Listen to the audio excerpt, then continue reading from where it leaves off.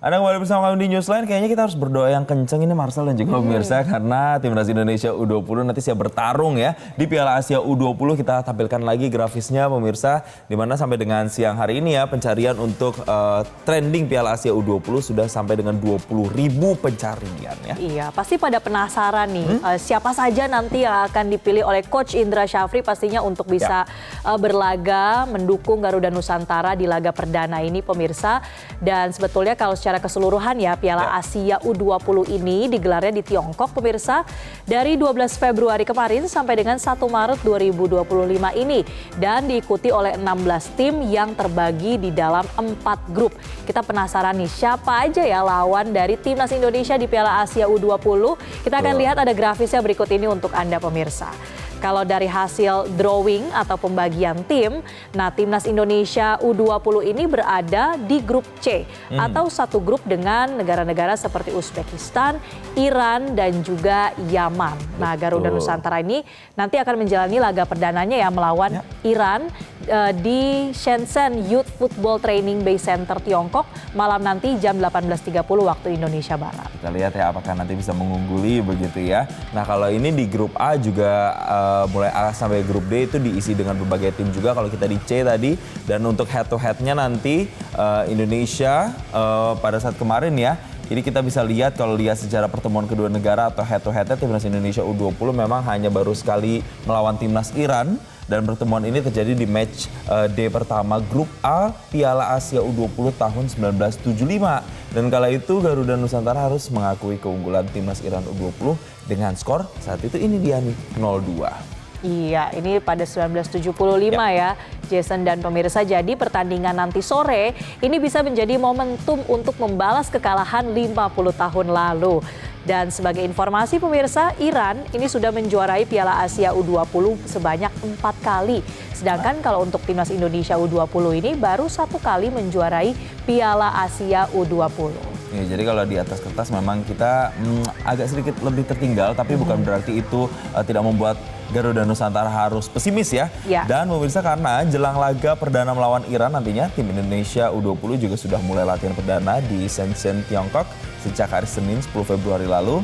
Dan Coach Indra Syafri juga memastikan bahwa timnya ini dalam kondisi siap tempur jelang laga perdana melawan Iran di hari Kamis. Tentunya nanti kita akan melihat ya bagaimana stamina, bagaimana mentalitas para pemainnya supaya nanti pada saat turun ke lapangan hijau benar-benar bisa maksimal, Marcel. Iya, kita simak pemirsa informasi selengkapnya untuk Anda soal persiapan dan latihan yang sudah ditempuh oleh Garuda Nusantara berikut ini.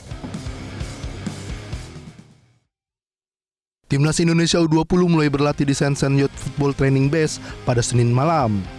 Dalam latihan perdananya, skuad Garuda Muda tampak antusias dan semangat menjalani latihan yang berlangsung selama 1 jam. Doni Tri Pamungkas dan kolega dipastikan dalam kondisi fit jelang melawan Iran. Pelatih Indonesia U20 Indra Syafri mengatakan dalam latihan ini mulai mengasah taktik.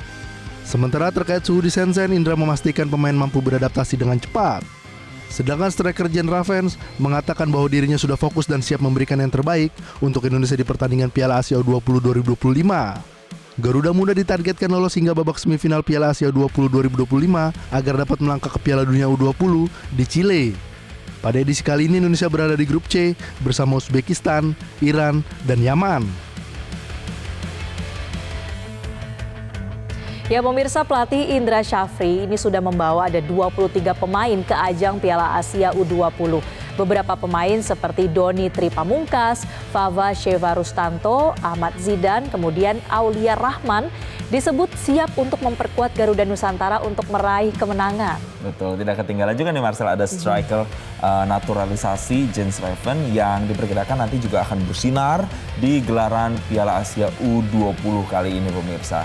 Sementara itu, kalau kita lihat manajer timnas U20 Ahmed Zaki Iskandar juga menyebut meski timnas tidak diperkuat oleh tim Gepens dan juga Dion Mark yang baru dinaturalisasi 8 Februari lalu, tapi Garuda Nusantara tetap memiliki kualitas yang bagus. Ahmad Zaki juga bilang kalau rencana strategis timnas dalam melawan Iran.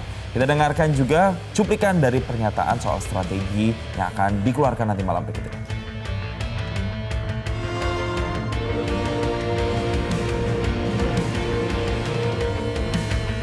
Strategi lagi kita juga melihat lawan yang akan kita hadapi.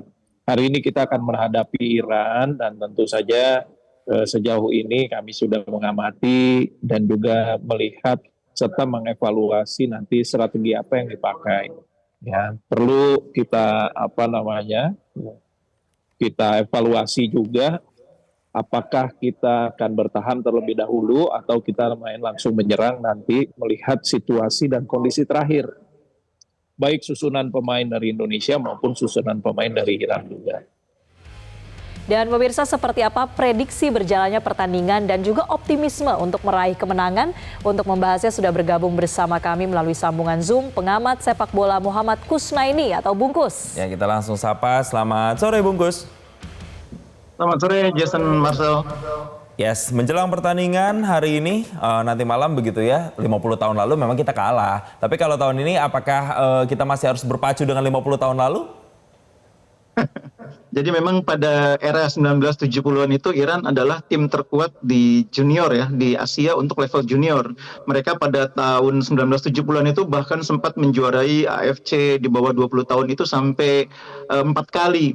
Kalau Indonesia pernah juara sekali pada tahun 61 ya. Memang itu era di masa lalu di mana kekuatan Iran pada saat itu sangat disegani di Asia, terutama di kelompok usia muda. Tapi sampai sekarang pun sebetulnya Iran tetap merupakan tim kuat di Asia di berbagai kelompok usia. Tidak hanya di U20 tapi juga di U23 apalagi di senior. Karena itu memang menurut saya pertandingan pertama ini akan menjadi tantangan yang cukup berat bagi timnas Indonesia U20 dalam upaya mewujudkan mimpi menembus semifinal dan lolos ke Piala Dunia. Tipikal bermain timnas Iran terutama U20 ini seperti apa Bungkus? Dan apakah Anda melihat performa dari timnas Indonesia U20 ini sudah setidaknya setara dengan timnas U20 Iran? Jadi kalau kita ingin melihat gambaran cara mainnya Iran, mungkin paling dekat kita melihat bagaimana ketika Indonesia menghadapi Suriah ya dalam turnamen Mandiri Challenge Series beberapa waktu yang lalu. Nah saat itu cara main Suriah kurang lebih seperti itu. Mereka pressingnya bagus, mainnya cepat, aliran bolanya cepat, dan mereka ketika sampai di zona pertahanan lawan, sepertiga pertahanan lawan, banyak mengangkat bola ke dalam kotak penalti, crossing, tapi berbarengan juga banyak melakukan penetrasi langsung ke dalam kotak penalti. Nah saat melawan Suriah ketika di turnamen persahabatan itu kita cukup kesulitan menghadapi cara main Suriah.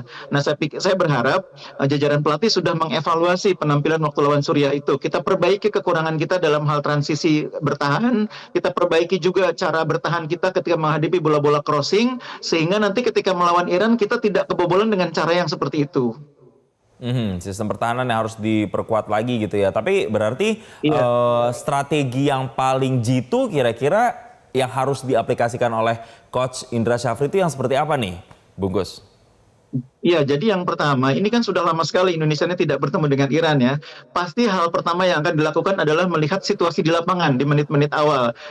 Hal pertama yang akan dilakukan adalah pelatih mencoba meminta pemain bermain hati-hati dulu. Tidak melakukan upaya untuk mempercepat tempo permainan atau langsung melakukan pressing tinggi atau langsung main dengan dengan permainan ofensif. Pasti di awal-awalnya akan mencoba untuk bermain hati-hati dulu. Dan itu normal dalam sebuah pertandingan antara dua tim yang sudah lama tidak bertemu. Nah yang kedua, Indonesia juga harus belajar dari pengalaman ketika menghadapi Suriah. Ketika Suriah lebih dulu berinisiatif menyerang, kita tidak siap. Nah ini nanti harus diantisipasi. Iran mungkin akan mempelajari juga ketika Indonesia berhadapan dengan Suriah, Indonesia berhadapan dengan India di turnamen mandiri tersebut. Nah mereka juga akan melihat kelemahan Indonesia saat itu dan mereka mungkin akan memanfaatkannya. Jadi Indonesia dalam hal ini Coach Indra Syafri dan jajaran pelatih harus siap dengan skenario kalau Iran dengan cepat di awal pertandingan mencoba mengambil alih kendali permainan dan mencoba menekan sejak awal. Kita harus siap, jangan tidak siap. Karena kebobolan di menit-menit awal di turnamen seperti ini, di pertandingan perdana, itu bisa sangat mengganggu kepercayaan diri pemain.